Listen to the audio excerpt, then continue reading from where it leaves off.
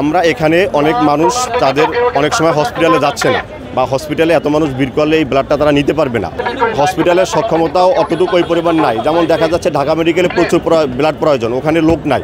আমরা এখান থেকে ব্লাডগুলো কালেকশন করে আমরা প্রসেস করে আমরা ঢাকা মেডিকেলের পরিচালকের সাথে কথা হয়েছে, আমরা যে কোনো ক্রাইসিসে আমরা এই ধরনের প্রসেসগুলো করে থাকি। আমরা এখান থেকে ব্লাডগুলো নিয়ে প্রসেস করে যদি যাদের A50 লাগবে A50টা আমরা তাদের কাছে পৌঁছে দিব, যাদের হোল ব্লাডটা লাগবে RCCটা লাগবে আমরা তাদের কাছে পৌঁছে দিব। সেটা অনেকে আমরা দেখলাম যে কয়েকজন অভিযোগ করছেন যে আসলে এখানে আপনার ব্লাড কোনো পরীক্ষা করছেন না, পরীক্ষা ছাড়াই আপনারা মানে কারো অনেকে ব্লাডের সমস্যা থাকতে পারে, তো আসলে কাদের আপনি ব্লাডগুলো নিচ্ছেন? এই যে অভিযোগটা করছে আসলে পরীক্ষা নিরীক্ষা ছাড়া আপনার ব্লাডগুলো নিয়ে যাচ্ছে, এগুলো আসলে কী করবেন?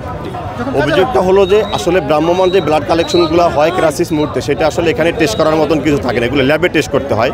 আর সে যে ব্লাড দিচ্ছে তার ব্লাডগুলো 3 মাস পর পরে এমনি তার ব্লাডগুলো নষ্ট হয়ে যাচ্ছে। যদি কারো কোনো ব্লাডে আমরা এইভাবে তাদের কাছে কথা বলে নিচ্ছি যে ইতিপূর্বে ব্লাড কয়েকবার দিছে, যাদের ব্লাডের সমস্যা এখন পর্যন্ত ধরা পড়ে নাই, এরকম কনফিডেন্স নেই, আমরা তাদের কাছ থেকে ব্লাড নিচ্ছি।